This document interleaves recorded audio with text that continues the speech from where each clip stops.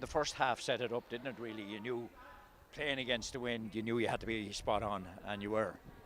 Yeah, sure. Look, it's important. You know, you can't judge what way the wind. Sorry, the toss is going to go. You can set up, but sure that can just be turned in a flick of a coin. So you just have to go to it hard, no matter if you have the wind or not. And in fairness to the lads, they played to the way we asked them to play, and you kind of have to trust that. And in fairness, the players did trust it, and look, they played really well. It's the players that crossed the white line.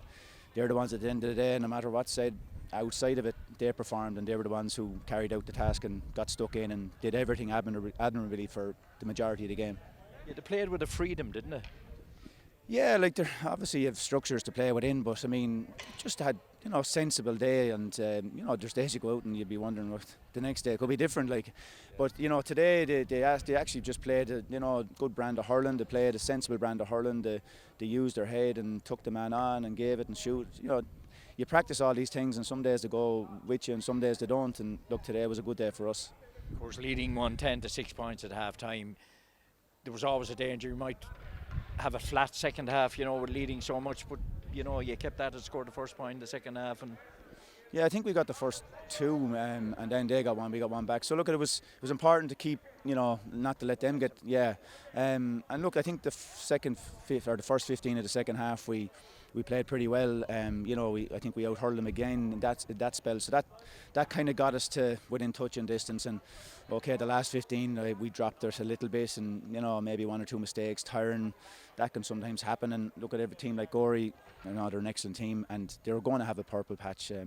So look, they had it there in the last 5 minutes and made it a little bit stickier than we'd hoped. Of course, you had brought on subs as well, and you had to change things around. But as a result, things sometimes can change. But you had 12 scorers today, which is a fair achievement. Yeah, well, look, I didn't realise that now. We'll get the stats after. But yeah, look, it seemed like there was a good spread of scores, and it seemed like, in fairness, most of the boys were going to it. And look, as I suppose, as a management team, you can't ask for any more than that. Lads going to it, and lads trying their honest best. And look, that's all we ask for at the end of the day is honesty of effort from the first to the last minute. Battle hard, and you're all good hurlers, but if you don't battle, tactics mean nothing when you don't get to the ball first. And today, as I said, it worked. You obviously believe Liam Ryan's best position is number 3 because there is a temptation to play him elsewhere because he's so good for the club, isn't there?